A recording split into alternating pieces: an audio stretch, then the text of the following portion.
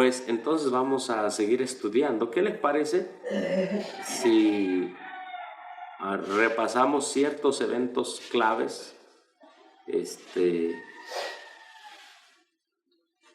eventos finales?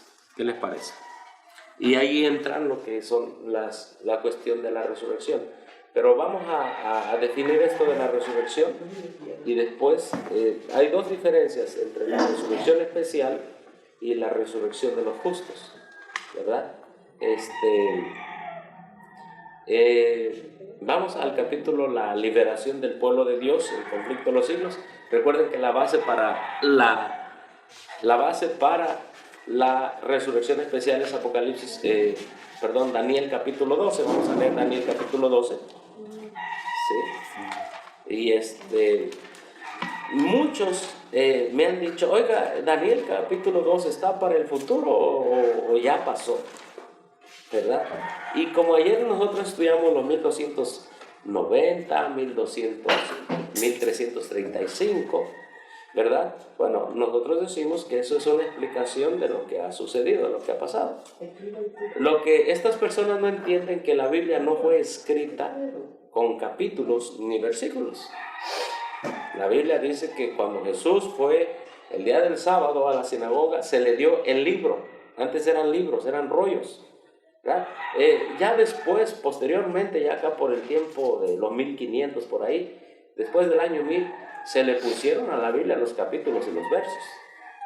Entonces, Daniel son visiones que se le van dando, ¿sí? Específicamente la parte que habla con la profecía. Entonces, Daniel, capítulo 12, Daniel, capítulo 12.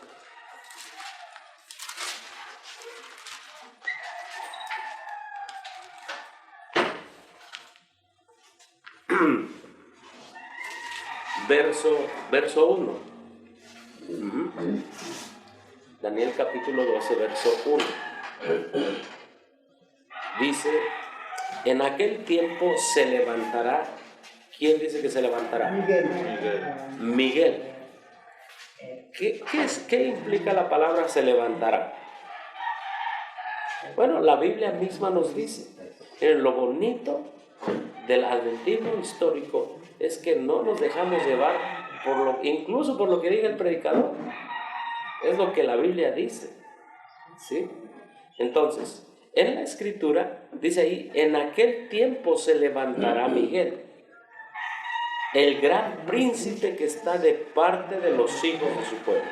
Bueno, recordemos que esto es, aquí nosotros le decimos Daniel 12:1, pero en realidad esto es antes que se escribieran los capítulos y versículos. Esto es parte de una visión.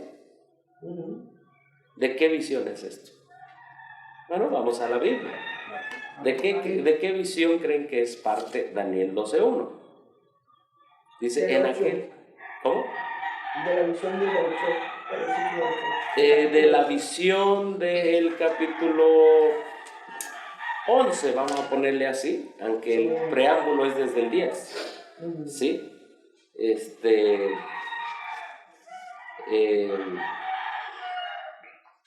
De la visión que se da en el río Hidekel. Miren el verso de Daniel 10:4.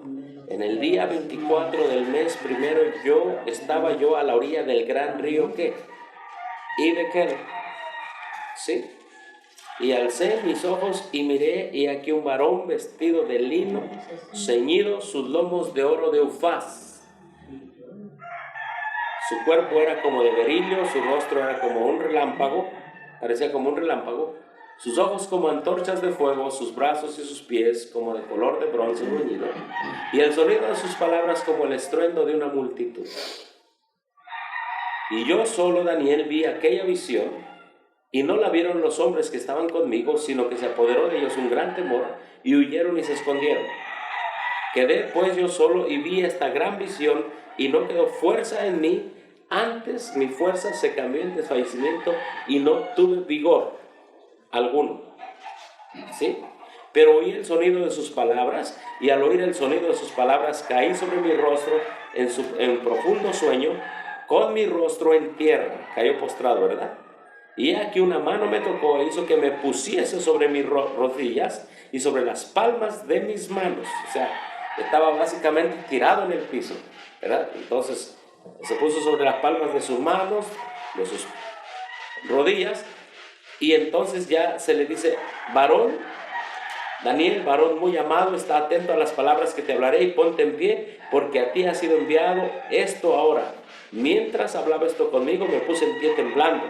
Entonces me dijo Daniel: no temas, porque desde el primer día que pusiste tu corazón a entender y a humillarte en la presencia de tu Dios, fueron oídas tus palabras, y a causa de tus palabras yo he venido. ¿A qué fue el ángel a explicarle? La visión que él había tenido. Él ve la visión, no la entiende, se desmaya, su cuerpo se desmaya, cae al piso, de repente se pone sobre las palmas de sus manos, sobre sus pies, ¿verdad? Así como esa posición, como un niñito, como un bebé gateando, ¿sí? Y entonces viene el ángel y le dice: mira, yo también he tenido problemas para explicarte la visión, ¿verdad? El rey de Medo-Persia, el rey de Grecia, bueno, todos se han querido oponer a esto, pero te vengo a explicar la visión. Entonces, ¿cuál es la explicación de la visión? Todo el capítulo 11 al 12:4, 12:5, ¿entendemos? O sea, la visión él solo la ve, dice. Nadie de mis colaboradores, de mis compañeros, nadie la vio. Yo solo vi la visión. Ahora, ¿se dan cuenta que aquí estamos hablando de visiones más que de capítulos?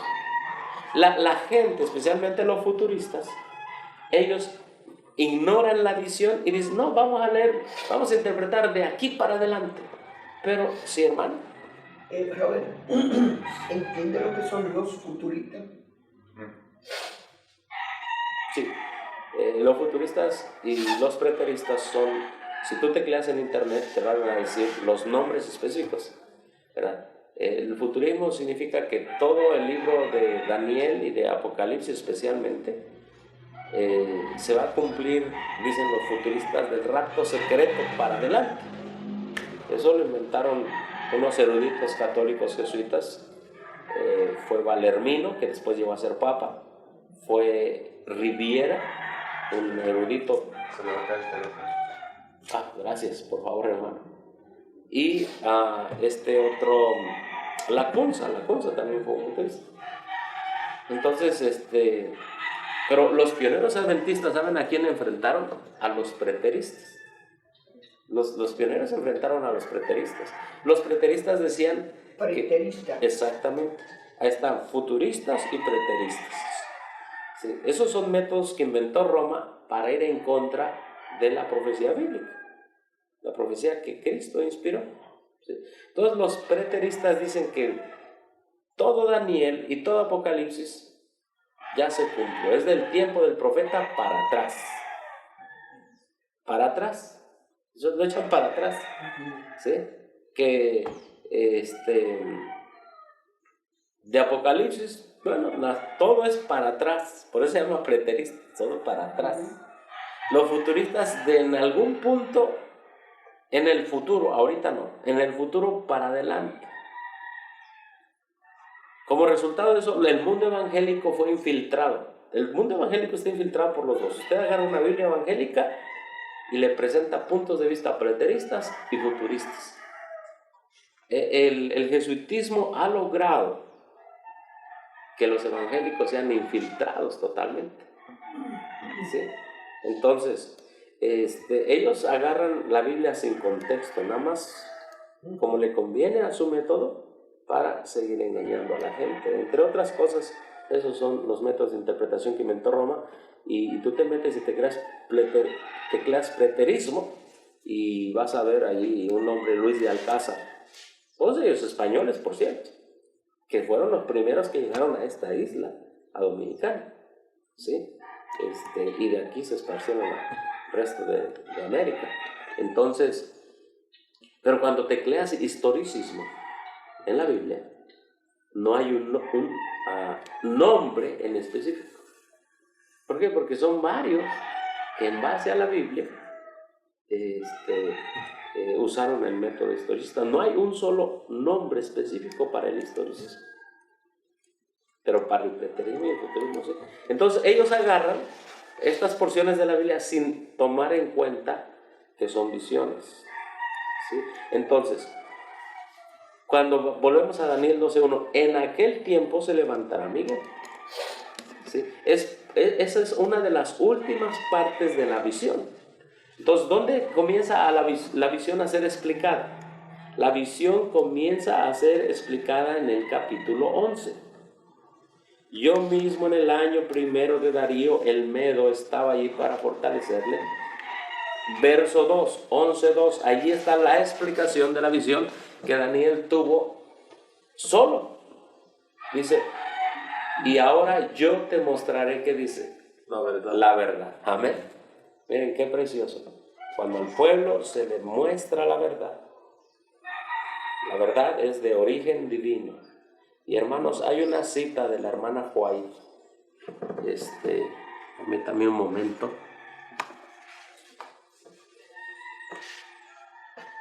Esta frase es impresionante. Bueno, a mí me gustan las frases de la Biblia. La palabra verdad. Yo te mostraré la verdad. Jesús dijo, yo soy el camino, ¿qué más? La verdad y la vida. ¿Sí? Entonces, nosotros debemos amar la verdad más que cualquier cosa. Entonces dice, yo te mostraré la verdad. Aquí tengo esta cita, permítame un momento. Nosotros debemos presentar la verdad como es en Jesús, como está en la profecía, ¿sí? Jesús dijo en Juan 18:37, yo para esto he nacido y para esto he venido al mundo, para dar testimonio de ¿qué? De la verdad. O sea, nosotros no podemos dar testimonio de una verdad mezclada con error.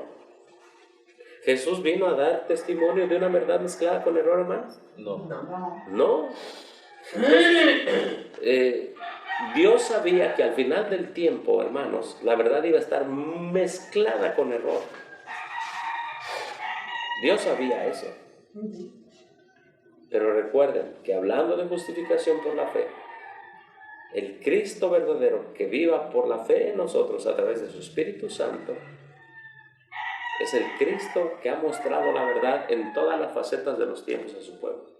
Y la verdad de Dios es sin ninguna mancha de error. Dice, yo para esto he venido, para dar testimonio de la verdad o a la verdad, y todo aquel que es de la verdad oye mi voz. Amén. Amén. Entonces, hermanos, pues son muchos los llamados a la verdad, dijo Cristo, muchos son los llamados, pero son pocos los que quieren saber la verdad en su pureza. Son pocos, porque recuerden que siempre la verdad ha sido desdeñada y no ha sido bienvenida, ¿sí? Leo esta cita del libro Dios nos cuida, página 102.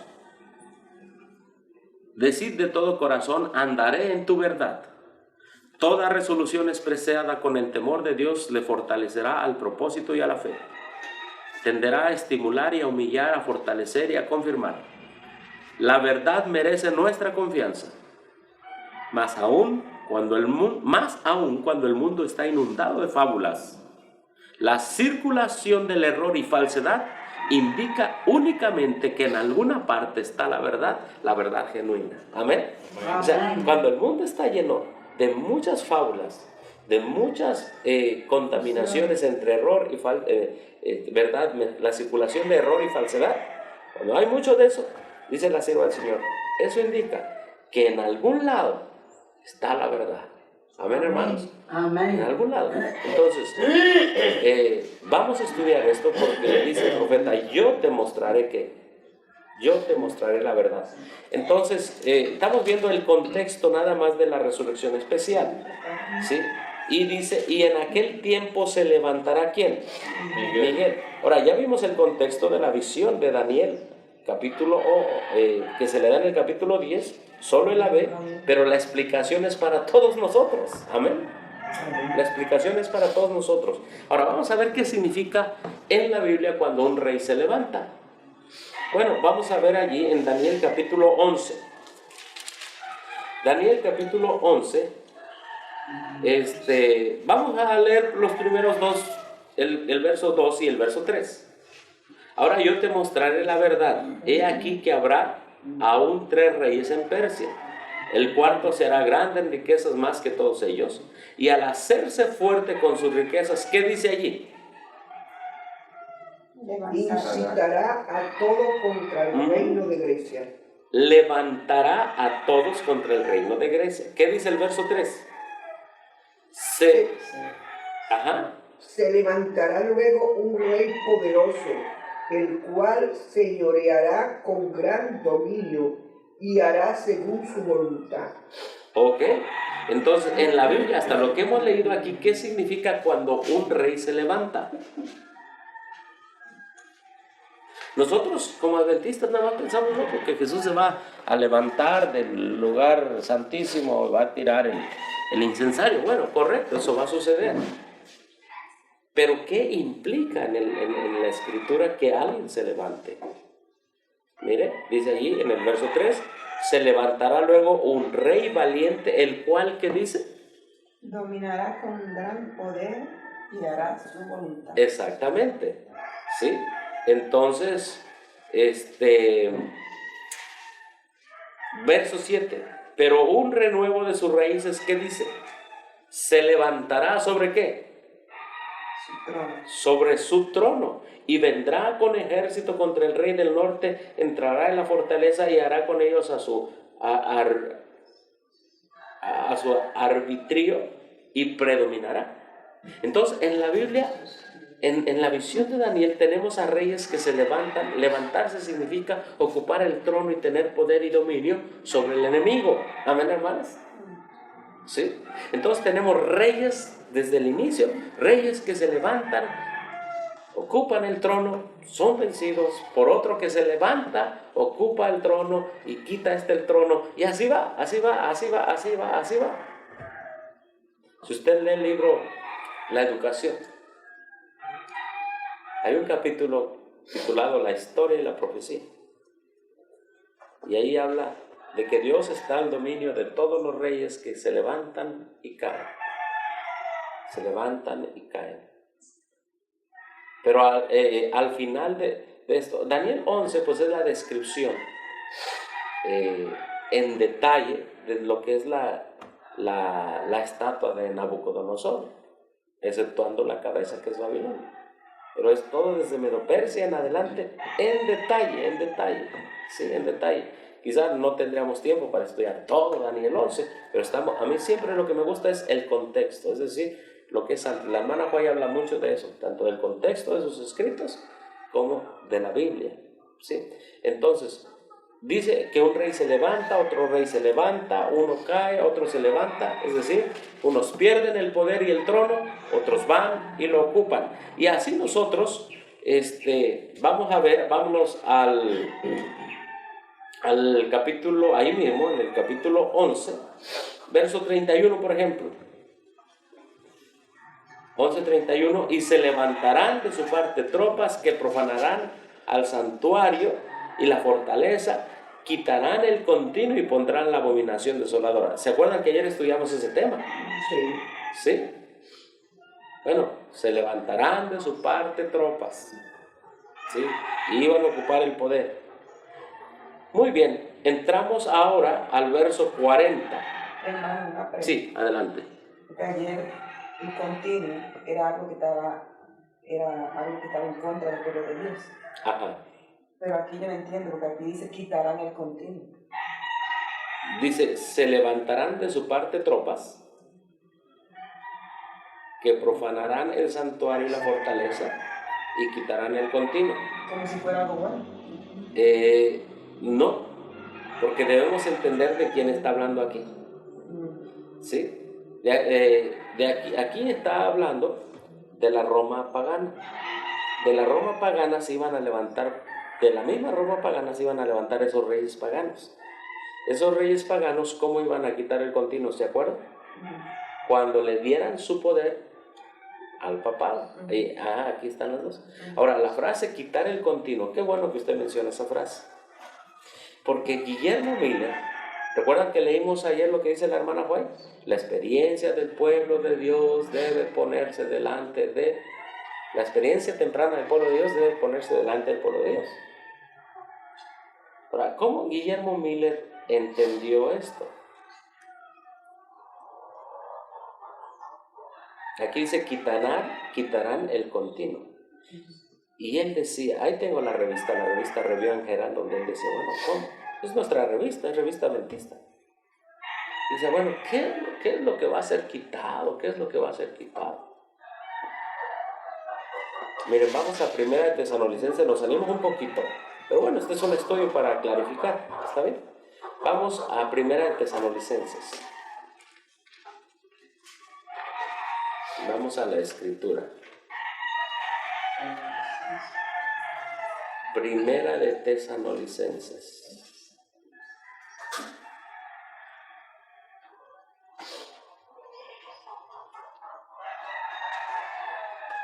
Capítulo 2.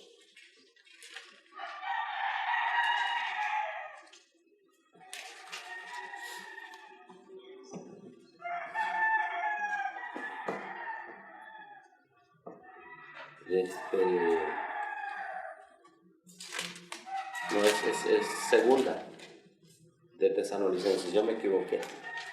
Segunda de Tesalonicenses, capítulo 2. ¿Sí? Ahora, esto que estamos hablando son las raíces de nuestro pueblo adventista. La razón por lo que hay tanto viento de doctrina es porque la verdad se ha presentado como error. Dice, verso 3. Nadie os engañe en ninguna manera, porque no vendrá sin que antes venga, ¿qué? La apostasía. Y se manifieste el hombre de pecado, el hijo de perdición. En el tiempo de Pablo, más o menos por el año 90, el año 100, por allí, la gente estaba diciendo que Jesús ya iba a venir. Pero Pablo, inspirado por el Espíritu Santo, obviamente, dice, nadie nos engañe. Porque así dice en el verso 1. Pero con respecto a la venida de nuestro Señor Jesucristo y nuestra reunión con Él, os rogamos, hermanos, que no os dejéis llevar fácilmente por vuestro modo de pensar. Y Pablo es un profeta, Pablo es profeta también. Y dice, miren, antes de la segunda venida de Cristo, el mundo tendrá que experimentar la apostasía, la gran apostasía, el gran apartamiento de la verdad. ¿Quién va a ser el dirigente de esa apostasía? El hombre de pecado. El hombre de pecado. En griego es antropo.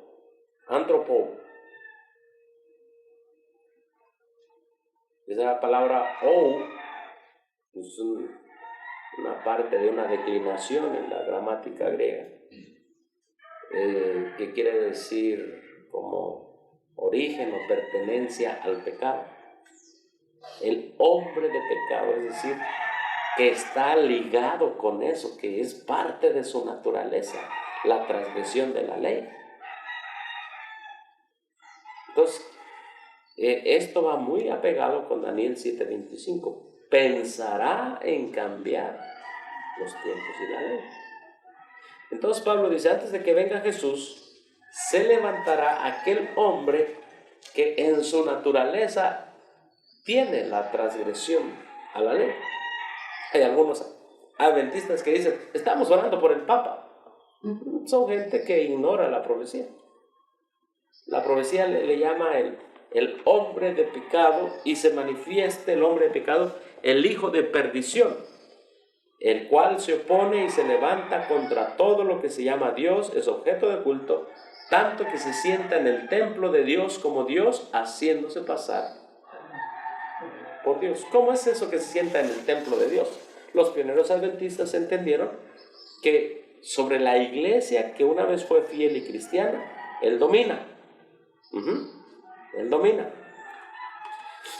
Hermano, pero una persona que ya Dios ha dicho que es hijo de perdición, ya no hay por qué orar por esa persona. Ya Exactamente. Dios lo determinó. ¿Quién soy yo para hacer que Dios cambie? Para que lo perdone. Eso es perder su tiempo orando por esa persona. Y esa es la definición que da la Biblia, hijo de perdición. Esa es la única definición que Dios le da, que Jesús le da a quién otro en la Biblia, a Judas. Cuando Judas desaprovechó la oportunidad, los que han leído Elena de White saben, aún cuando se le estaba lavando los pies y todo eso, tenía oportunidad, pero cuando desaprovechó la oportunidad, comió el pan, Satanás entró en él. Entonces Cristo lo define en ese momento ya como hijo de ¿qué? De perdición. De perdición. Recuerde que también tenemos esa frase perdición en el octavo que sale de los 7, en las 7 cabezas de Apocalipsis 17. Va a la perdición. Entonces es cierto lo que usted dice, hermana. La Biblia es definida, los indecisos y los indefinidos son los que están orando por el Papa. Allá en México llegó el, no sé, el secretario de la asociación. Cuando llegó este mensaje a una pequeña iglesita en la península de Yucatán, le dijeron, ¿quién es la bestia? No hable así del Papa, tenemos que orar por él. Tu palabra es verdad. Cero error está en la verdad de Cristo. Cero error. ¿Sí? Entonces, si somos hijos de Dios, vamos a presentar la verdad tal como es en Jesús, sin mezcla de error. Ahora, este hijo de perdición, al final del tiempo, es el que inventó la idea del ecumenismo. Y muchos, quizá algunos tengan claro qué es el ecumenismo. Un servidor hizo un estudio de 1 año de lo que es el ecumenismo. Mandé pedir los 2 diccionarios del movimiento ecuménico, están así de gruesos. Casi en su totalidad los leí los 2. Es bárbaro el ecumenismo. El ecumenismo es el intento de Roma para dominar la religión al final del tiempo. Para las creencias distintivas que tiene cada religión, no eliminarlas, no, el ecumenismo no las elimina. El ecumenismo le baja el volumen. ¿Sabes qué? Tú puedes seguir creyendo lo mismo, pero no hables de esto. De una manera muy sutil sí las elimina, pero le hace pensar a usted que usted puede seguir creyendo, pero que no hable de eso. Es bárbaro. Hermano, usted lleva a leer el libro La llave de la sangre. Sí, lo tengo en casa. Lo tengo en casa. Yo lo tengo también. Ahí es donde dice que se les va a bajar la identidad a todos los que se oponen a Roma. Bueno, estamos hablando de esto porque por los contextos y para explicarle a la hermana. Entonces, mire, hablando del continuo, hermano, dice aquí, verso 7, es claro, el verso 7. De Segunda de Tesalonicenses. Incluso desde el verso 6. Y ahora vosotros sabéis lo que lo detiene, a fin de que a su debido tiempo se manifieste. A ver, ¿qué, en el tiempo de Pablo, quién detenía para que se manifestara el papado? ¿Pablo bajo qué imperio vivía? Roma pagana. Mientras los césares estuvieran en el trono, el papado no podía manifestarse. Entonces Pablo por eso dice, a fin de que a su debido tiempo se manifieste. Verso 7, porque ya está en acción el misterio de iniquidad. Solo que hay quien al presente, ¿qué dice? Lo detiene. Los que han leído el capítulo 3, capítulo 4 del conflicto de los siglos, la hermana White explica qué es el misterio de iniquidad. Dice, ya está actuando. ¿Estaba ya el papado? No. ¿Qué estaba actuando ya? El misterio de iniquidad. ¿Cuál es eso? Dice, ya se estaban metiendo costumbres paganas a la iglesia. El paganismo con el cristianismo da resultado el papismo. El papismo, papa. Por eso nosotros debemos ser muy cuidadosos de decirle a alguna persona que puede ir a una iglesia donde se practican las costumbres paganas. Porque tenemos la Biblia. Eso se llama misterio de iniquidad. Si nosotros recomendamos a una persona, hey, vete ahí donde está el día del Valentín, no hay problema. Una costumbre pagana, ¿sí o no? Sí. La Navidad es costumbre pagana. Sí, es una. La hermana White dice, en el original que habla sobre la Navidad, dice, es un día que no tiene consagración alguna. Entonces, si nosotros recomendamos a las personas, hey, no hay problema, porque ahorita varios grupos están haciendo eso, varios con el nombre de verdad presente, realmente tienen una verdad adulterada, porque dicen, no hay problema que vayas allí donde hay todo eso. Oiga, sí hay problema. La Biblia y el espíritu de profecía le llama a eso el misterio de iniquidad. ¿Sí? Cuando las costumbres paganas se meten al cristianismo, eso iba preparando. Ya a la iglesia se estaban metiendo costumbres paganas. Todavía el Papa no salía pues en la profecía. Ya estaba predicho por Pablo, pero ya estaba formándose su base. Todavía no aparecía Ajá, en la pero profecía galina. Pero la base del papado ya estaba, que es el misterio de iniquidad, que es la mezcla de lo pagano con lo cristiano. Y si nosotros tuviéramos esa conciencia en nuestra mente, miren hermanos, aunque sean poquitos, pero nos reuniríamos todos. Es que pensáramos igual. De hecho, hace rato estaba leyendo la oración de Cristo, que todos sean uno, como tú y yo, como está diciendo Cristo y el Padre, somos uno. Y la hermana Juárez dice, ¿le haremos caso a la oración de Cristo? Porque ellos son uno en propósito y en carácter. Amén.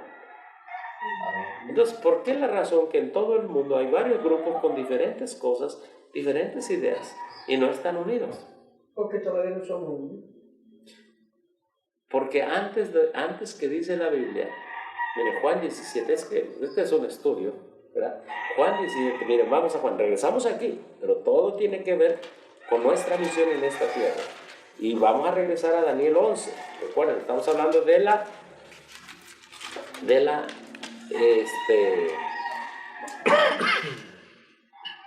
dos resurrecciones. Juan 17, sí, Juan 17.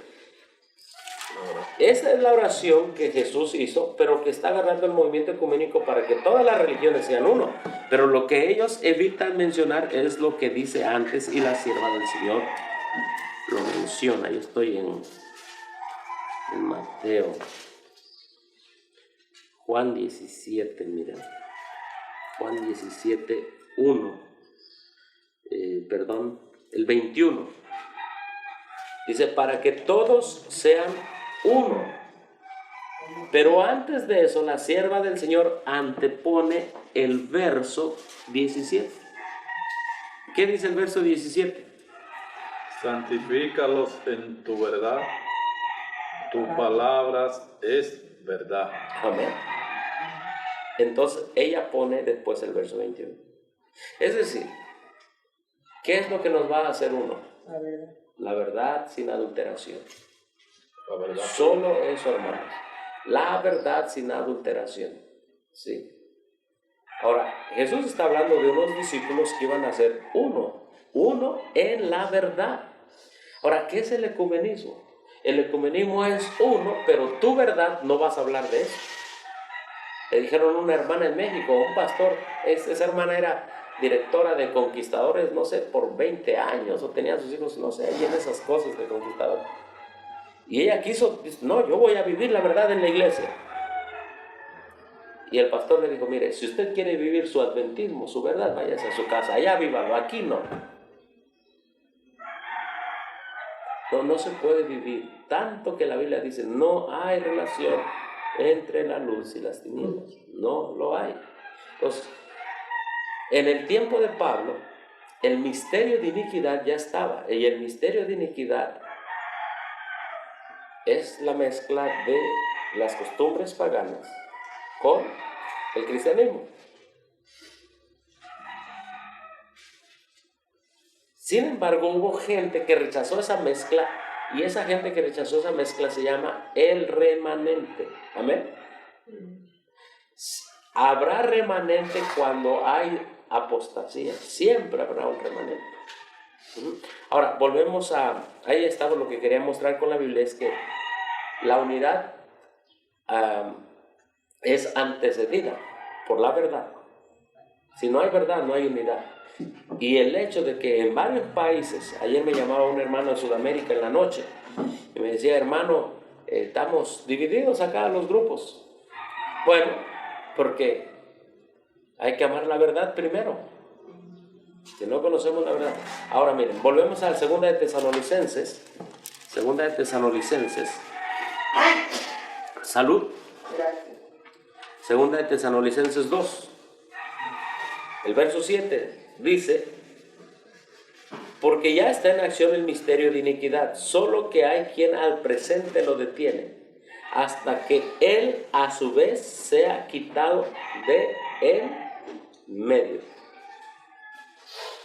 Esta mezcla de paganismo con cristianismo se desarrolló bajo la Roma pagana. Entonces, ¿qué tenía que ser quitado? Y esta frase, hermana, es la clave. Para Guillermo Miller dice, aquí hay algo que debe ser quitado. Hay algo que debe ser quitado. ¿Qué es? Pues el misterio de iniquidad. ¿Qué es eso? Es el paganismo. El paganismo, ¿quién lo practica? La Roma pagana. Por eso como adventistas siempre decíamos Roma pagana y Roma papal. Entonces, ahí tengo la cita de Guillermo Miller, de una review en general, donde dice, entonces llegó a mi mente la claridad. Esto es el continuo que debe ser quitado. ¿Sí?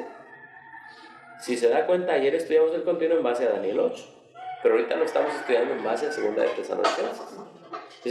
Y allá dice, debe ser quitado el continuo para establecerse la abominación desoladora. Y Pablo también dice, es el continuo paganismo del ministerio de iniquidad, debe ser quitado para que se manifieste el hombre de pecado, que es la abominación desoladora.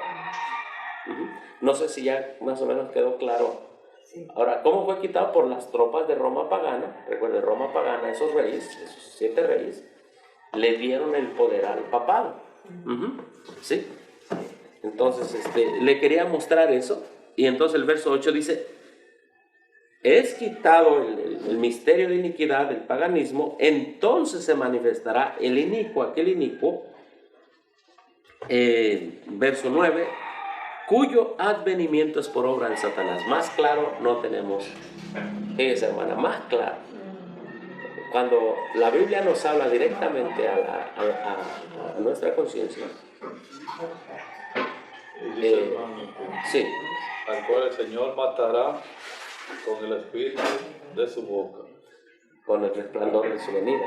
Destruirá con el resplandor de su venida. Ajá, exactamente. Entonces, el papado va a llegar hasta el final. Aquí se llama el hombre inicuo. En Daniel capítulo 11 se llama el rey del norte. ¿Sí? El rey del norte. Entonces, ahora sí vamos a Daniel. Daniel capítulo 11. Daniel capítulo 11. Perdón, Daniel capítulo 12. En aquel tiempo se levantará Miguel.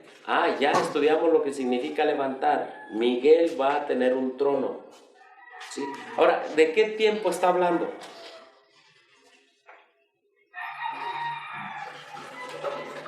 Está hablando del tiempo presente. A ver, dice en aquel tiempo. Ahora, la Biblia misma nos dice en aquel tiempo.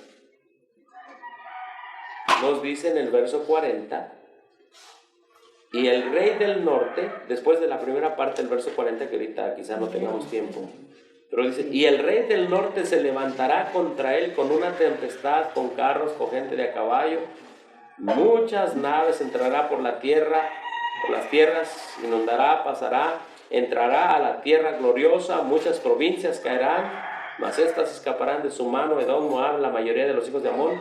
Extenderá su mano contra las tierras, no escapará el país de Egipto, verso 42. Se apoderará de los tesoros de oro y plata y de todas las cosas preciosas de Egipto, y los de Libia y los de Etiopía le seguirán. Pero noticias del oriente y del norte lo atemorizarán, y saldrá con gran ira para destruir y matar a muchos. Esto es el papado. ¿Sí? Esto es el papado. Y plantará las tiendas de su palacio entre los mares y el monte glorioso y santo, mas llegará a su fin y no tendrá quien lo ayude. En aquel tiempo se levantará Miguel. ¿Se dan cuenta? Es una sola explicación de la visión. La gente se para y dice, oye, Daniel 2 está en el presente, está en el pasado, en el futuro. Es que la gente lee por números, no lee por visión. ¿Sí? Dice, no tendrá quien lo ayude en aquel tiempo. ¿Cuándo quién? Cuando ya el papado haya dado el decreto de muerte. Aquí dice, se levantará para matar y destruir. Eso es el decreto de muerte. ¿El decreto de muerte cuándo viene, hermanos? ¿Antes de la gracia o antes del cierre de la gracia o después? Del cierre de la gracia. Después del cierre de la gracia. Sí, viene el decreto de muerte. Y el decreto de muerte, si usted ha leído Conflicto de los Siglos, es lo que es parte del gran o del tiempo de angustia de ¿quién? De Jacob. Tiempo de angustia de Jacob. Miren, hermanos, el pueblo adventista debe tener los eventos finales bien definidos, bien claros, como están en el Conflicto de los Siglos y primeros escritos. ¿Sí? Pero bien definidos aquí. Y eso solo es el resultado de un estudio arduo y detallado del Conflicto de los Siglos y de la Biblia. ¿Sí? Entonces, en aquel tiempo se levantará Miguel, el gran príncipe que está de parte de los hijos de su pueblo, y será tiempo de angustia, cual nunca fue desde que hubo hasta entonces. Ese se llama el tiempo de angustia de Jacob, en los eventos finales. Pero en aquel tiempo, ¿qué dice allí, hermanos? Será libertado su pueblo, todos los que se hayan escritos en el libro. Hermano, no sé. Sí, adelante, hermano. Si el decreto de muerte viene después del cierre de la gracia, entonces, por ejemplo, yo no sé qué sentido tiene, por ejemplo, el decreto de muerte, me van a perseguir, me van a matar si yo no niego mi fe, ¿verdad? Uh-huh. Pero si ya no hay gracia para mí, porque ya se ha cerrado, entonces, como que yo no entiendo eso. Qué bueno, es una pregunta muy interesante. Bueno, en el Conflicto de los Siglos dice que cuando están a punto de matar, porque hay un decreto de muerte, entonces Todavía hay gracia. viene No. el Señor, ya se acabó, porque entonces ya viene el Señor, ya en la séptima plaga. O sea, el decreto de muerte ya es para los que ya están sellados. El decreto de muerte sí es mire, le explico. Los eventos finales, dice la sierva del Señor, que han sido presentados con una claridad.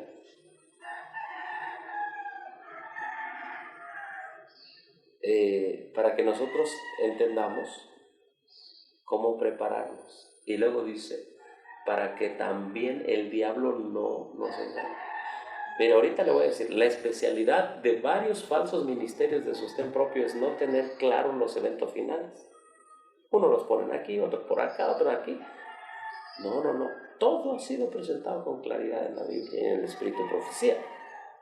Ahora voy a contestar su pregunta.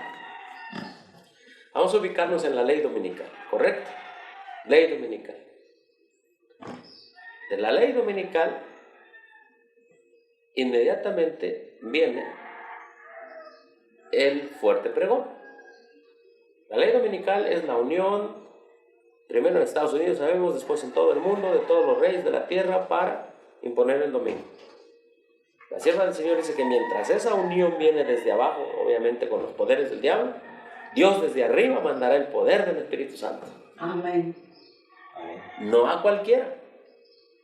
No. La gente piensa que debo de estar en la iglesia para que caiga la lluvia tardía y que allí, aunque yo no quiera, el Espíritu Santo, porque soy miembro de la iglesia, va a caer sobre mí y voy a empezar a predicar. Esa es una de las grandes falsedades. Hermano, llévelos despacio para el código dominicano. Primero ley dominicana. Ok, miren, sí, aquí... ¿Ustedes han leído, tienen eventos de los últimos días aquí? Sí. ¿Han leído la introducción de eventos de los últimos días? Yo les digo que no lo recuerden bien, por mi problema, Ajá. pero lo he leído y creo que está ahí también. Mire, la introducción de los eventos de los últimos días es muy sincera, pero a mí no me gusta. Dice, porque se trata de eventos. ¿No tiene ahí los eventos? El librito, o lo podemos ver aquí en la aplicación. Miren, en la aplicación. Miren. Sí, porque muchos están basando en el libro los eventos, pero hay que leer la introducción. Miren lo que dice la introducción. Eventos de los últimos días al lector. Aquí está. Sí, al lector. Dice el primer párrafo, el segundo párrafo. Dice, Está apretado. como un esfuerzo adicional para mantener este tema delante de la gente. ¿Cuál tema? Bueno, ellos hablan ahí de los grandes y terribles eventos del futuro. Dice, hemos preparado el presente tomo, eventos de los últimos días. Dice, muchas de las citas han sido extraídas de fuentes de Elena de White ya publicadas, pero un porcentaje considerable de los materiales se publica por primera vez. Escuche bien, si bien no hemos utilizado todas las declaraciones de Elena de White sobre los eventos finales de la Tierra, hemos tratado de incluir las más significativas. Al término de cada cita figura una referencia, etcétera, etcétera. También incluimos notas de pie de página, etcétera. Ahora miren lo que dice el tercer párrafo, el cuarto párrafo. Dice, al presentar las enseñanzas de Elena de White sobre los eventos del fin, hemos intentado seguir una organización lógica. Sin embargo, no pretendemos haber consignado todos los eventos futuros en estricto orden cronológico. Como dicen acá, óigame. Lo estoy diciendo dominicano. La gente toma eventos de los últimos días como si fuera lo perfecto, como va a suceder, ¿o no? Sí, sí. Pero ¿qué le están diciendo aquí? Que no han sido puestos en orden. Que no se la crea.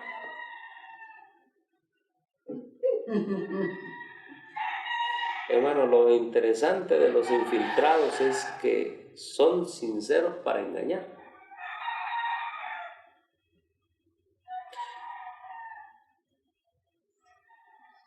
Oiga, pero la Biblia dice que todo ha sido presentado. La hermana White dice que todo ha sido presentado en orden. ¿Quieren saber la cita? Miren, se la voy a leer. Hay veces hay cosas que no entiendo, pero lo único que comprendo es que estamos en la apostasía omega, hermanos. Sí. Y en la apostasía omega, adventista que se duerme se lo llevan los jesuitas. Así de sencillo. Mire, por ejemplo, primeros escritos en la página 13 dice, cómo Dios me ha mostrado el camino que el pueblo adventista ha de recorrer en viaje a la santa ciudad. Está mostrado el camino del pueblo adventista, 1844, en viaje a la santa ciudad. Ya, allá cuando los salvados. Amén. Todo está mostrado. ¿Y qué dice aquí? Dice, no pretendemos haber consignado todos los eventos futuros en un estricto orden cronológico. Oiga, pero si a la sierva del Señor sí se le mostró todo, aquí dice nosotros no. En un estricto orden cronológico no. ¿Y sabe qué es la desgracia que yo he visto? Y lo digo con sinceridad porque he visto personas sinceras, pero sobre la sinceridad está la verdad. Muchos agarran eventos de los últimos días como el mapa de los eventos finales. Ellos dicen, le voy a decir lo que le recomiendan, cheque. Frente a un asunto tan importante como la experiencia del pueblo de Dios en los días venideros, cuando cada uno tendrá que permanecer solo como si no hubiera otra persona en el mundo, es esencial que cada cristiano tenga sus propias convicciones basadas sobre su propio estudio y su relación personal con el Señor. ¿Qué le está diciendo? Hay que investigar. Le está diciendo, mire, nosotros hicimos nuestro estudio como pensamos que es el orden cronológico. ¿A usted le toca estudiar? no creen nosotros, ¿sabe qué? Porque como los eventos finales tienen que ver con la salvación, nosotros hicimos nuestro estudio, no en una manera estricta. A usted le toca hacer su estudio de los eventos finales. Y le pregunto a los hermanos, ¿cuántos han hecho un estudio personal de los eventos finales? Y la mayoría dice, es que yo pensaba que el libro de eventos finales era el estudio. Él está diciendo, haga su estudio.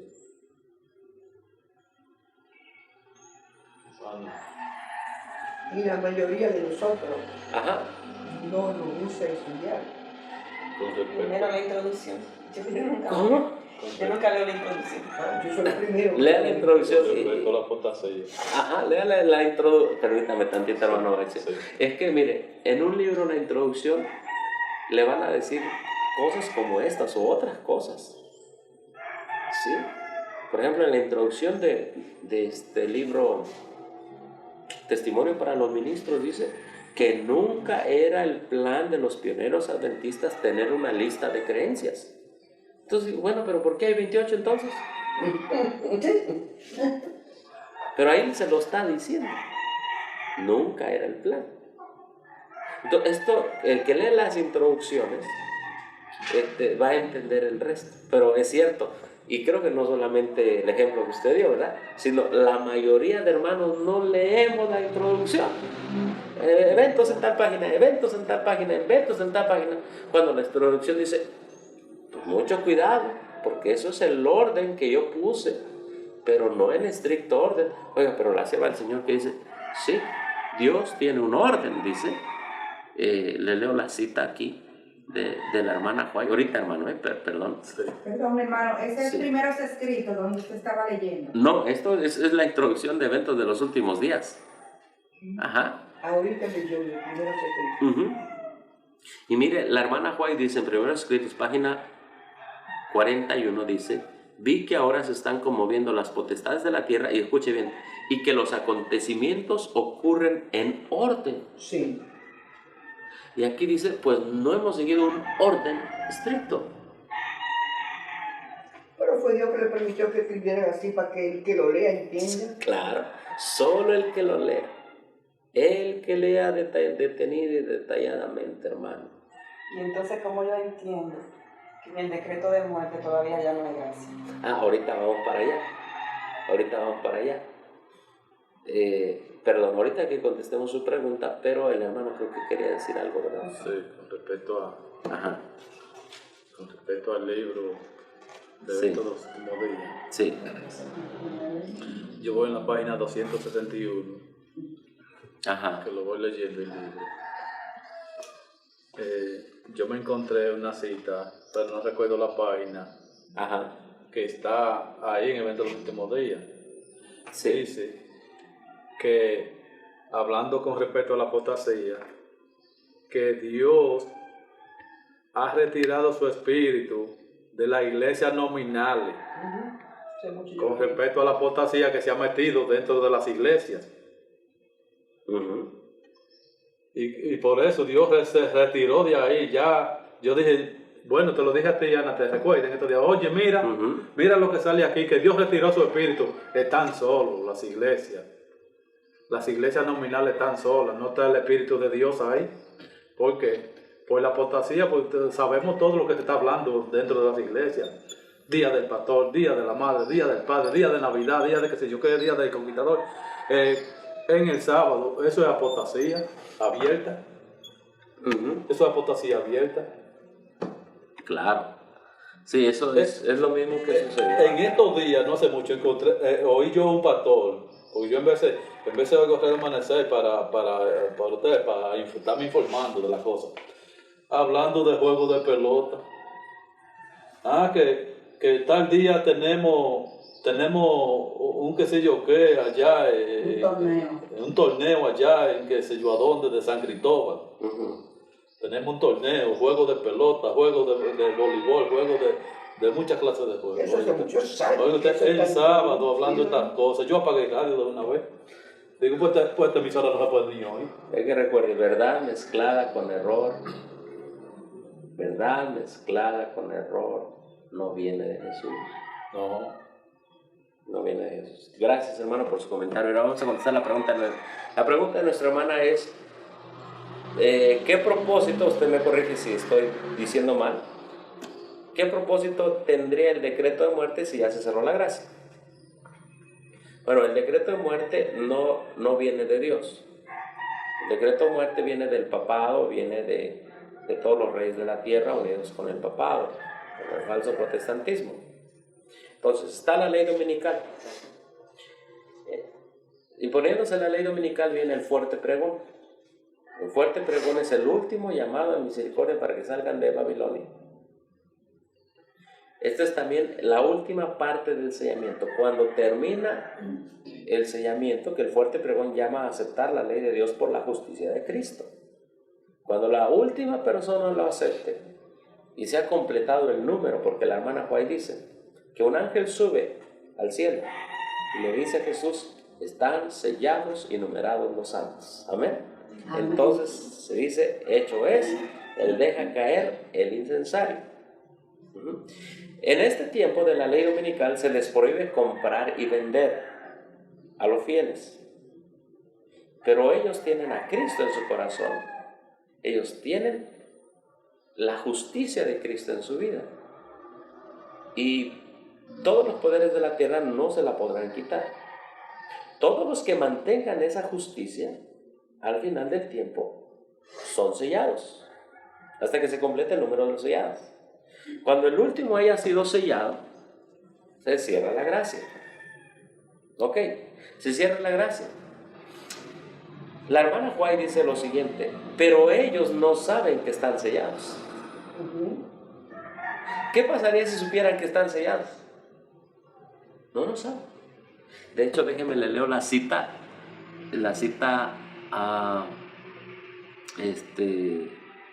sobre el decreto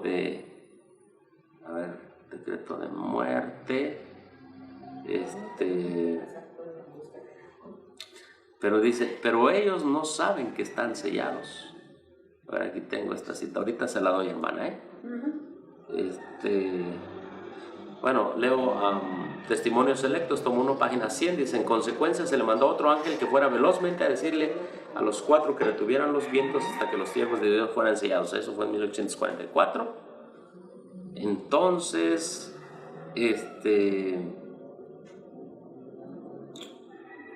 dice, los sellados son inconmovibles, Maranata, el Señor viene, página 206. Ya el sellamiento ha empezado, nosotros lo sabemos, 22 de octubre. La imagen de la bestia.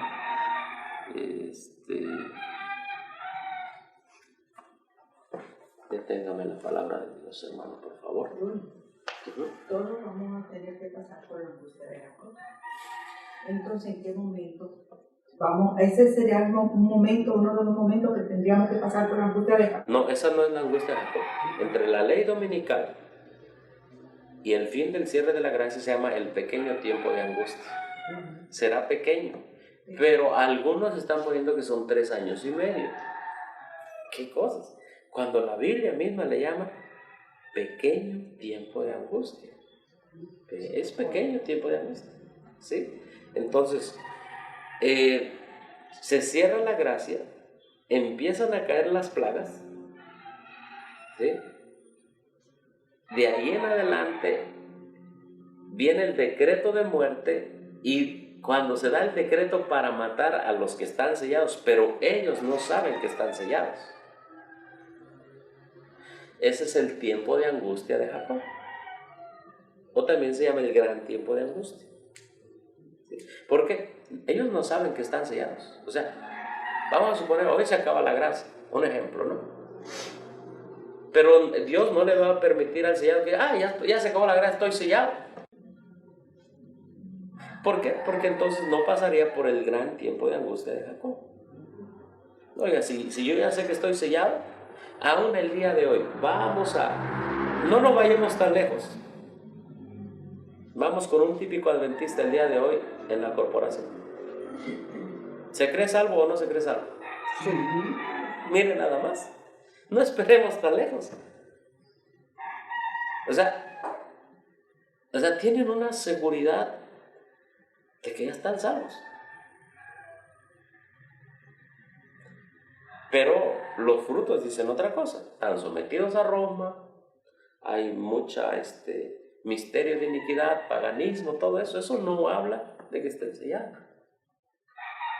Entonces, el tiempo de angustia de Jacob viene, inicia el decreto de muerte, y al iniciar el decreto de muerte, viene ya el tiempo de angustia. ¿Cuál es el propósito del tiempo de angustia? Y con esto empiezo a contestar la pregunta que le dije que le iba a mostrar una cita. El propósito del tiempo de angustia dice el conflicto de los siglos. Ya en el tiempo de angustia ya no tienen intercesor, pero ya están sellados. Pero dice el conflicto de los siglos es desterrar todo rasgo de mundanalidad en los sellados. O sea, es que usted confíe ya total y plenamente y completamente en Dios. ¿Por qué? Porque están todos los poderes de la tierra contra los sellados. Todos, contra los que guardan los mandamientos de Dios. Ahora, la hermana Juárez dice una cosa: no todos los que guarden el sábado van a ser sellados. Muchos guardan el sábado sin la justicia de Cristo. Y es la justicia de Cristo en nosotros que nos hace guardar el sábado. Son dos cosas distintas. Pero cuando te dices el cielo de la gracia, ¿es solo para los adventistas?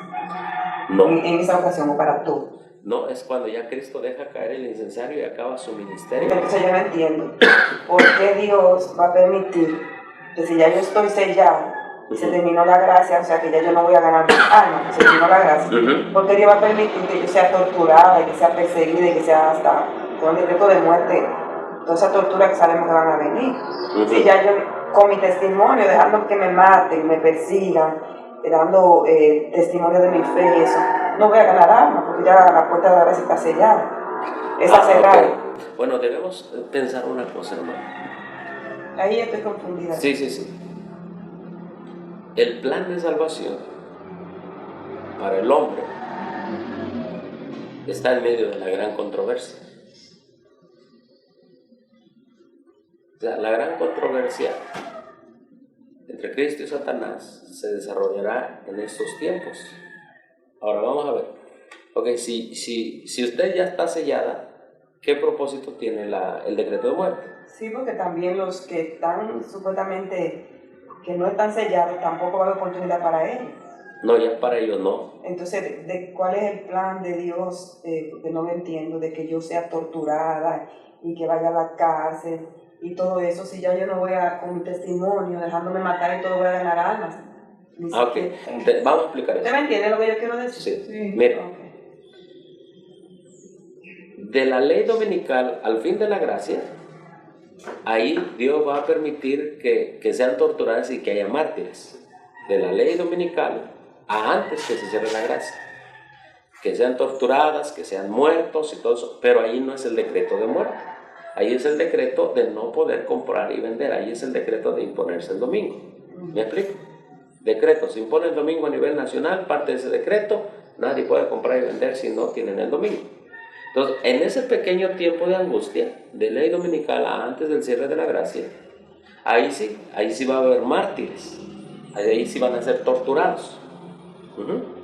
Y ahí el propósito de Dios de esos mártires es que otros sean ganados. Allí sí. En este periodo. Allí, por ejemplo, usted puede tener la justicia de Cristo, puede estar sellada y morir. Habrá otros que Dios permita que no mueran, pero se acaba la gracia. Cuando se acaba la gracia, obviamente hay santos vivos. Otros fueron a dormir como mártires. Se acaba la gracia y viene el castigo de Dios sobre los impenitentes, las 7 postreras plagas. Entonces empiezan a caer las plagas y los mundanos, los paganos, dicen: bueno, esto nos está cayendo por la presencia de estos fieles que no se sometieron al decreto de la ley dominical. Entonces aumenta el castigo sobre ellos, pero de parte de los mundanos. ¿Me explico? O sea, el decreto de muerte viene de parte de los mundanos. Y obviamente Dios lo permite. Dice: ahora vamos a desaparecerlos de la faz de la tierra, porque por ellos están viniendo las 7 plagas. O sea, el decreto de muerte es una reacción de los paganos como resultado de las 7 plagas que le están cayendo. Pero Dios lo permite. Y ahora, ¿cuál es el propósito? Ahí ya los sellados están sellados. Porque yo leí que el hermano Juan dice que después que estemos sellados nadie nos podrá tocar. Ajá, o sea, y aquí viene el asunto. Ellos van a dar un decreto de muerte, pero en el decreto de muerte nadie va a morir. ¿Sí? O sea, allí, si usted escuchó bien, un servidor habló del decreto de muerte, pero no dije que iban a morir. La hermana White dice en el capítulo La liberación del pueblo de Dios, déjenme ver, aquí lo traigo, el decreto de muerte, mire. Decreto de muerte dice: vi después que los magnates de la tierra consultaban entre sí y Satanás y sus ángeles estaban atareados en torno de ellos. Vi un edicto del que se repartieron ejemplares por distintas partes de la tierra, el cual ordenaba que si dentro de determinado plazo no renunciaban a su fe peculiar y prescindían del sábado para observar el primer día de la semana, quedaría la gente en libertad para matarlos. O sea, viene la ley dominical, no se doblan ante la ley dominical, en el cielo termina la hora del santuario. Obviamente los paganos dicen, bueno, si la ley dominical no los hizo doblegarse, ahora vamos a matarlos. Sí. Ahora, si viene, hay que aclarar esto, no van a morir, pero viene un tiempo de angustia, por eso se llama tiempo de angustia de Jacob. O sea, los mismos sellados van a sufrir ese tiempo de angustia. Sí, es lo que dice la hermana Juan. Con un propósito. Sí, para que todo vestigio de humanidad, de carne, Ajá, sea desaparecido. ¿Sí lo ha leído eso, hermano? Pero ya no están sellados, están sellados porque ya están limpios. Ajá, Sí, pero hermano. ellos no saben que están sellados. Exacto. Es el problema, hermano. Ajá, Que no vamos a saber que estamos sellados. no. Pero no van a estar pecando porque están sellados. Sí, ellos ya están sellados. Ya sellados quiere decir que hay una frase muy bonita de la hermana Juan que me gusta también. Dice, el sello de la redención está sobre ellos. Y no van a estar pecando. No. Eso es lo que yo digo, porque tienen que ser angustiados. Ah, Para que toda vanagloria de hombre sea quitada de mire, vamos a leer la Se supone que cita. al estar sellado, ya todo eso está quitado. Mire, vamos a leer la cita de... Ellos todavía tienen vanagloria. Sí, lo que pasa es que... Del conflicto de los siglos, mire. O sea, nosotros no lo vamos a saber. Pero aún sin saberlo no van a estar pecando, porque ya están sellados. Ajá, sí, ellos... Mire, vamos a leer lo que está escrito. ¿Qué les parece? Amén. ¿Sí? Vamos al capítulo La liberación del pueblo de Dios en el conflicto de los siglos. Sí, yo lo estoy buscando por acá, pero no lo encuentro.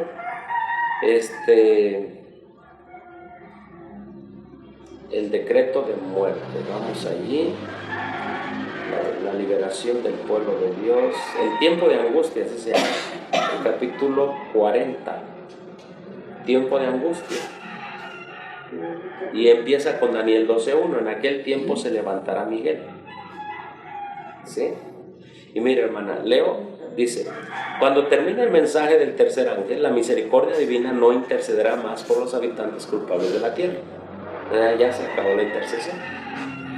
El pueblo de Dios habrá cumplido su obra, habrá recibido la lluvia tardía, el refrigerio de la presencia del Señor, y estará preparado, fíjese, aquí viene la respuesta, para la hora de prueba que le espera.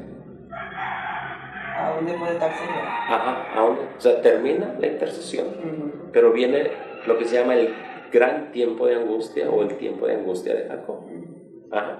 Dice, los ángeles se apuran, van y vienen acá para allá en el cielo. Un ángel que regresa de la tierra anuncia que su obra está terminada. El mundo ha sido sometido a la prueba final. El mundo. O sea, la ley dominical fue la prueba final para el mundo. Y todos los que han resultado fieles a los preceptos divinos han recibido el sello del Dios vivo. Ya se acabó el sellamiento también. Entonces, hay aquí que deja claro, Jesús dejará de interceder en el santuario celestial. Estamos en el capítulo 40 del conflicto de los siglos. Levantará sus manos y dirá, y con gran voz dirá, hecho es.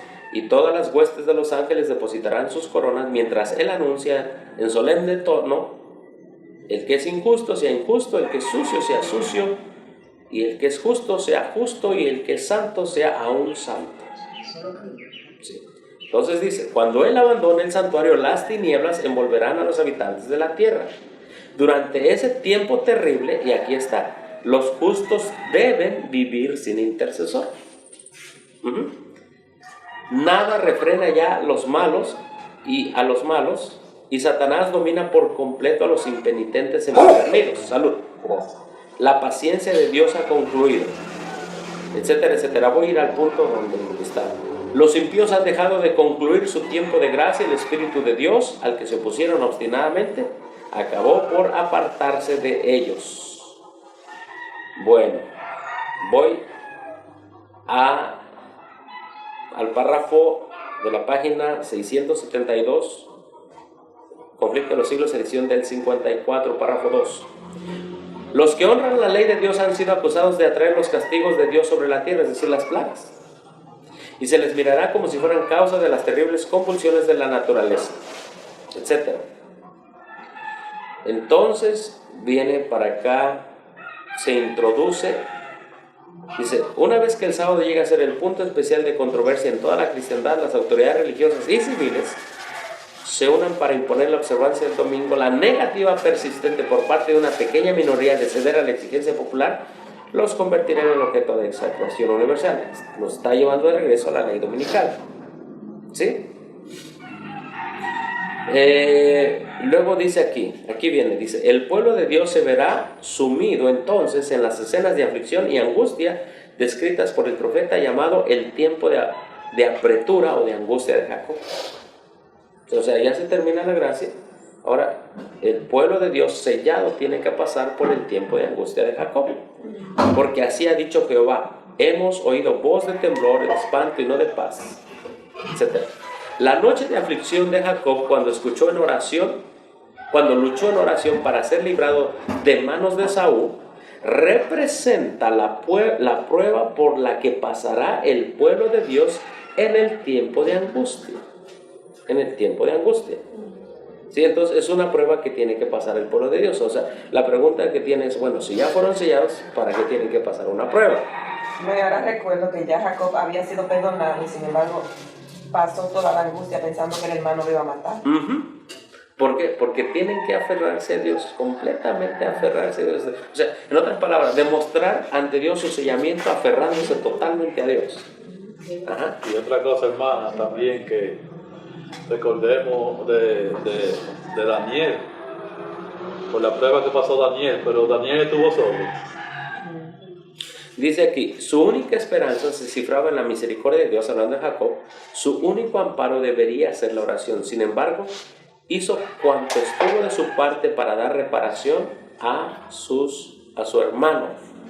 Así deberán los discípulos de Cristo, al acercarse el tiempo de angustia, procurar que el mundo los conozca bien, a fin de desarmar todos los prejuicios, etc. Pero vamos aquí permítame un momento, hermano, gracias. Hablando de que luchó con el ángel, se aferró temblorosamente. Yo les invito a los hermanos a que lean todos detenidamente el capítulo 40. Ahora, dice: mientras Satanás acusa al pueblo de Dios haciendo hincapié en sus pecados, el Señor le permite probarlos hasta el extremo. O sea, el diablo dice: no, pero la hermana Juárez dice que Satanás no sabe quiénes son los que están sellados, pero infiere, y los acusa y les dice: mira, estos que tú pues has perdonado y todo, son pecadores, bueno, pruébalos. Por eso se llama tiempo de angustia, ¿verdad? Recuerden que estamos en la gran controversia. Ya han sido sellados. Dios demuestra: mira, estos son mis sellados, ¿verdad? Como Jacob, no como Job, ¿verdad? Mira, entonces pruébalos. Pero los santos no saben, así como Job no sabía que estaba en el centro de la gran controversia.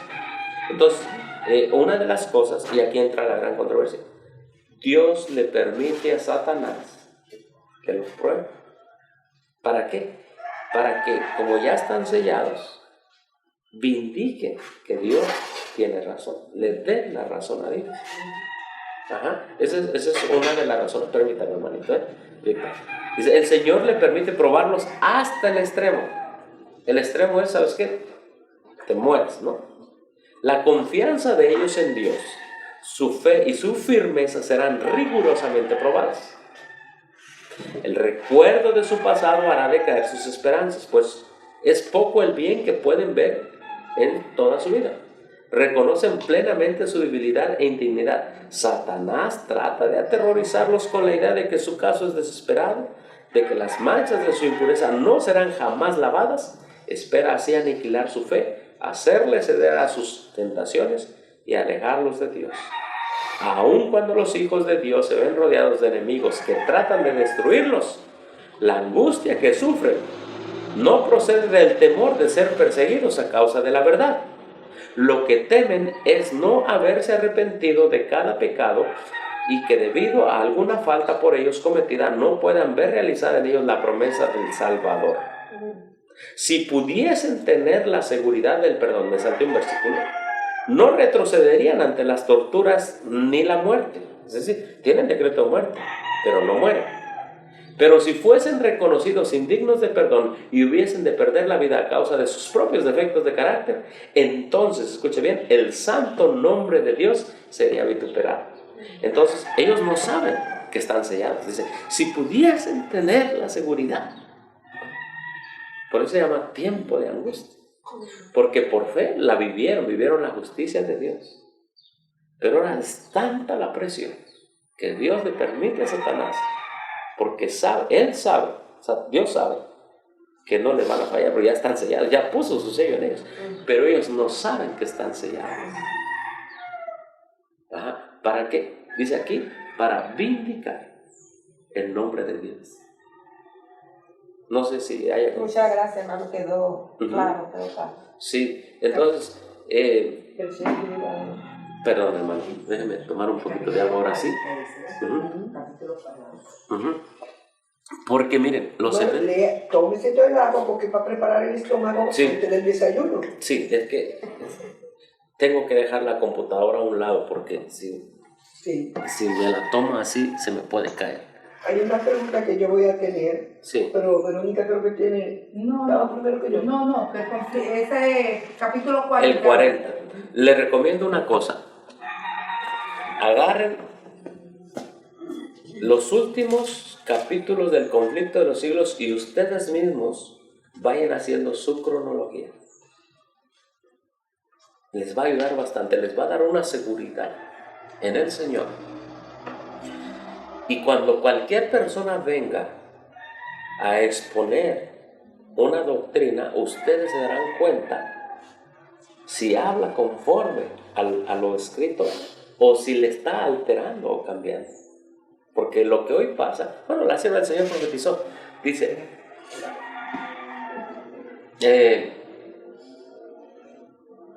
como se me fue la frase y la traigo, pero dice que falsos ministros se pararán en los púlpitos de la iglesia, o ministros se pararán en los púlpitos de la iglesia con la falsa antorcha de la profecía. La falsa antorcha de la profecía. Dirán, aquí traigo profecía, nos va a alumbrar, es esto, es lo otro. ¿Y cómo sabremos si es verdad o si es mentira? Solo estudiando diligentemente. Entonces, tengo que hablar un poquito de la resurrección, ¿se acuerdan? Sí, pero tómese el agua. Ciertamente el agua, correcto. Sí, ya vamos a ver. El agua hervida. Yo tengo una pregunta, pero me la contesta a su debido tiempo, cuando pueda. Sí, hermano. Durante la ley dominical habrá mártires. Todavía ese martirio de los mártires tendrá ocasión para que otros puedan arrepentirse. La sierva del Señor dice que sí. Durante la ley dominical en adelante, hasta el cierre de la gracia, es el pequeño tiempo de angustia. En ese tiempo, muchos serán mártires. Pre-angustia, porque hay dos tiempos. Sí, es el tiempo antes de la gracia. Pre-angustia y tiempo de angustia. Ajá. Es pequeño tiempo de angustia y el tiempo de angustia o el gran tiempo de angustia de Jacob después del cierre de la gracia. Debemos entender esto. Que sí habrá mártires, pero es en la etapa de la ley dominical, no después que ya se cierre la gracia. Exacto. Entonces, cuando venga la liberación del pueblo de Dios en la séptima plaga, Hay los que murieron en la fe del mensaje del tercer ángel, y eso incluye los mártires, que murieron de la ley dominical al sierve de la gracia, ¿verdad?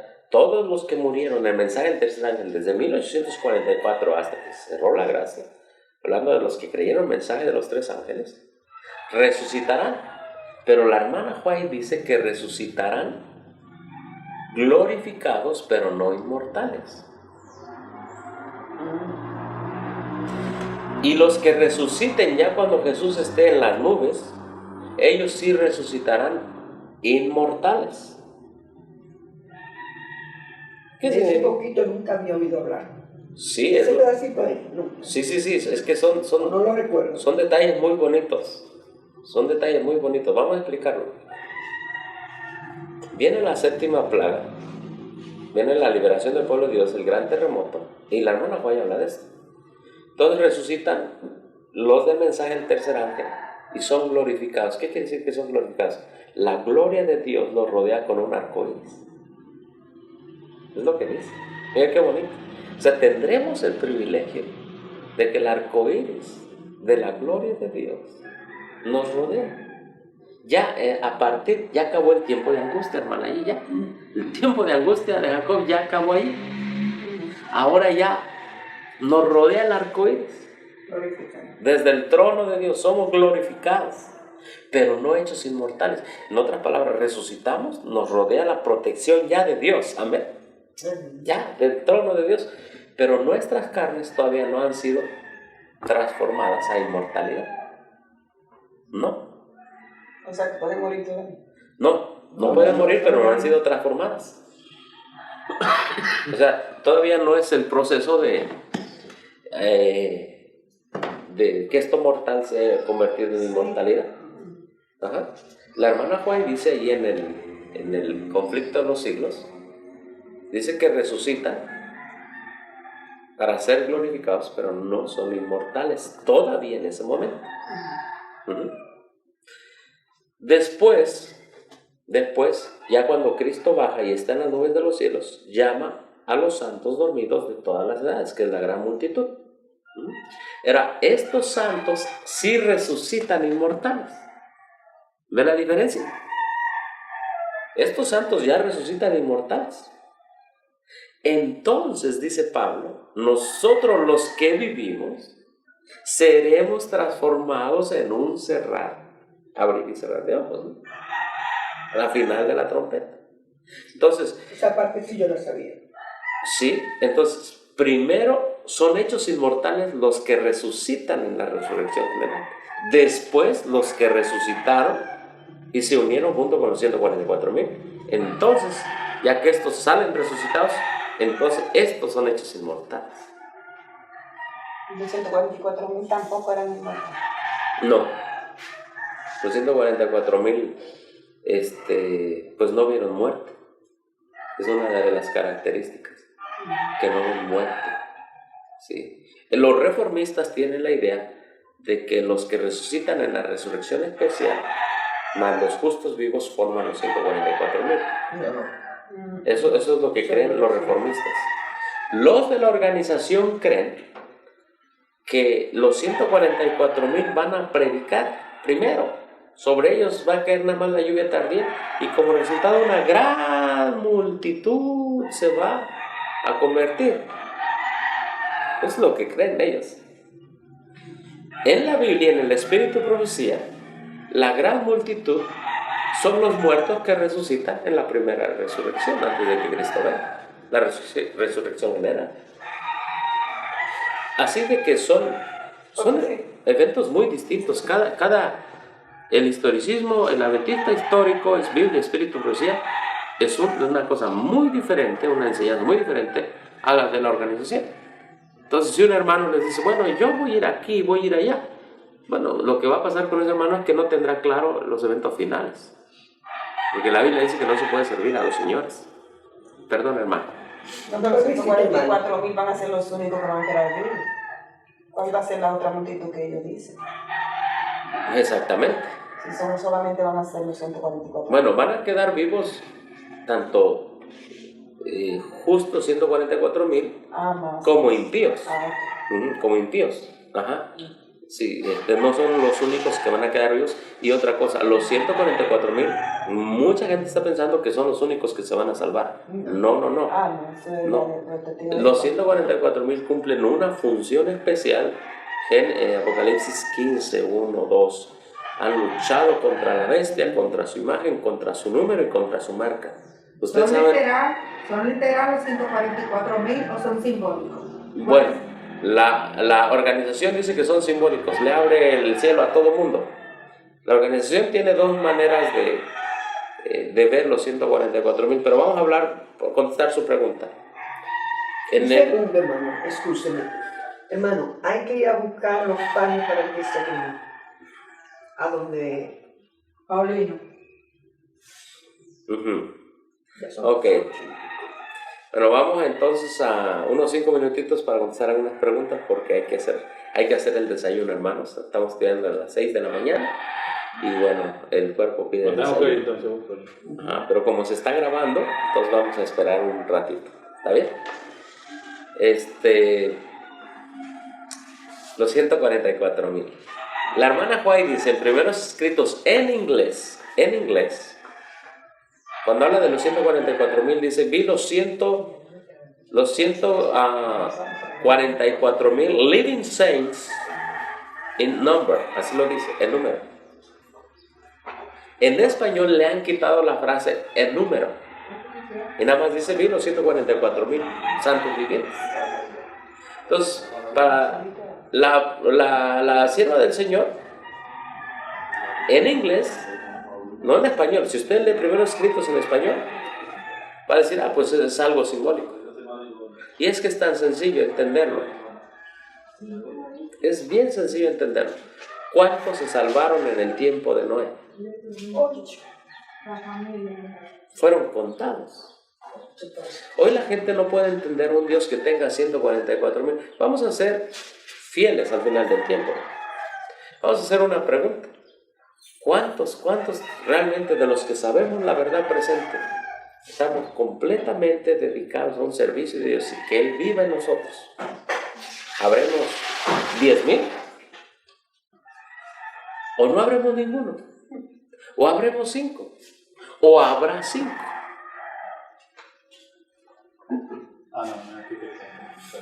Yo creo que la misma situación, escuchen bien, la misma situación del adventismo hoy nos debe hacer pensar que 144,000 son muchos. Sí, hermano. Son muchos.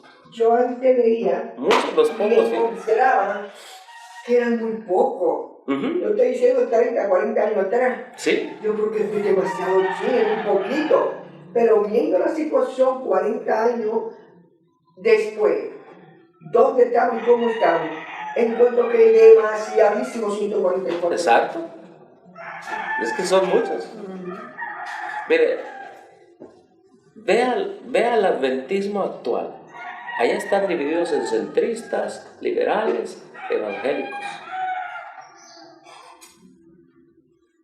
Ahora los que se llaman historicistas han sido infiltrados por todo viento de doctrina, que el Espíritu Santo, que Desi Escalante, que Erinol, que allá Susan Satrou allá en Francia, hay otra falsa profeta también en Francia, que los davidianos, y que los davidianos están subdivididos en super davidianos y medios davidianos, ¿verdad?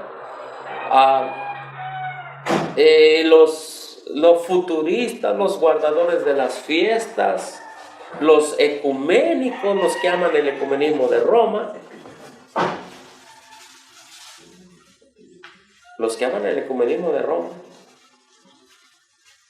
Entonces, si nos damos cuenta cómo está el adventismo, como dice nuestra hermana Brunilda, ¿verdad? Son pocos. No, son pocos. Pero, ¿qué les parece si... No sé si contesté su pregunta, hermano. Sí, no está bien. Pero la hermana Juan le llama 144,000 en número, en inglés. Muchas personas piensan que, pues son muchos. A muchos se les predicará, pero pocos. Y la hermana Juan dice esto: Y aquí lo leímos. Que cuando se termine el tiempo de la gracia, escuche bien, fíjense lo que dice aquí, para contestarle su pregunta, mire. Para contestarle su pregunta.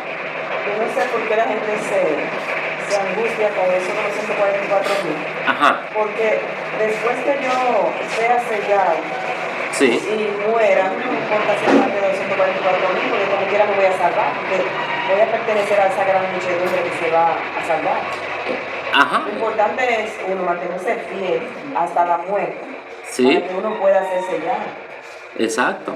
Aunque es un privilegio pertenecer a 144.000, Tendrán un privilegio. pero no nos debe angustiar. Ujú. Al contrario, dice, hagan todo lo posible por formar parte de los Sí, porque es un 144.000. privilegio. Pero después que yo sea sellada, vamos a suponer, no importa si estoy muerta, porque voy a resucitar de nuevo y me voy a salvar. Ujú. Ahora, si usted conoce el mensaje adventista,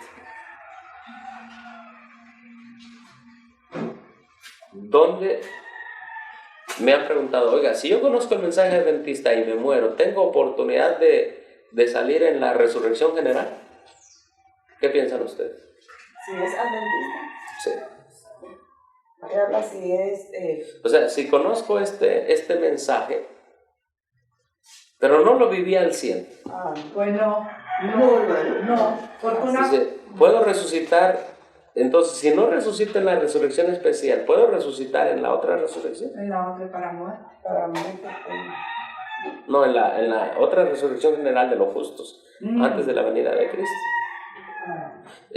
El adventista de 1844, hasta lo que he entendido, hasta que se cierre la gracia, el adventista, de todos los que murieron en la fe del mensaje del tercer ángel, solo tienen la oportunidad de resucitar en la resurrección especial. Todos los que murieron en la fe del mensaje del tercer ángel resucitarán en la resurrección especial. ¿Sí? Pero la mayoría de los adventistas creen que van a resucitar en la resurrección general. ¿Sí me explico? O sea, la creencia que hay en la mente del adventista es que cuando venga Jesús en las nubes de los cielos, ya está en las nubes de los cielos, ellos van a resucitar. Pero lo que dice la Escritura y lo que dice el Espíritu Profético, que el adventista está hecho para predicar el mensaje del tercer ángel. Y si él es fiel, va a resucitar en la resurrección previa, en la especial. ¿Me explico, hermano? Verónica. Sí, muy bien. Ajá.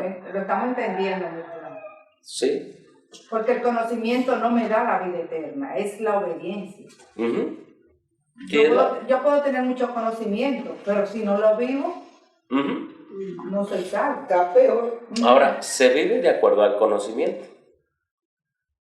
¿Me explico? Sí. Porque si usted tiene, o X persona, no solamente usted, si tenemos un conocimiento vago de los eventos finales, pues no nos vamos a preparar. Ni ese conocimiento vago nos va a crear conciencia de que tenemos que pedir la justicia de Cristo a diario y a cada momento. Nos mundanalizaremos. Diremos, en algún momento voy a ser santo. Hoy no, porque los eventos los tengo todos chuecos en el futuro. Dice la hermana White que eso le pasó a los discípulos. Tenían los eventos al pueblo de Dios. Dice que los eventos de la primera venida se los pusieron a la segunda y de la segunda a la primera, y eso les afectó en su vida espiritual. Rechazaron a Cristo. Imagínense. Entonces es importante tener las dos cosas. Tener la justicia de Cristo, que sea mi obediencia, y tener esa justicia me va a llevar a la verdad, porque es lo que dice la Biblia. Cuando venga el Espíritu Santo, los convencerá de justicia, de juicio y de pecado, y también el Espíritu Santo lleva la verdad. Entonces son las dos juntas. Las dos juntas. Bueno, pues oramos, ¿qué les parece? O no sé, hermana Brunilda, si quiera. ¿Iba a hacer una pregunta? Sí, yo la llegué a hacer. Se la dije para que me la contestara, pero ya se ve. ¿Alguien se acuerda? Puede la Yo creo que no la vi. Para otra oportunidad, ya son las 8:30. No la vi. Tenemos Hoy es día de 6 a 7, preparación. 7 a 8, 2 horas. Sí, Y esta fue una sección como para contestar ciertas inquietudes, ciertas preguntas. Es muy interesante. Ajá.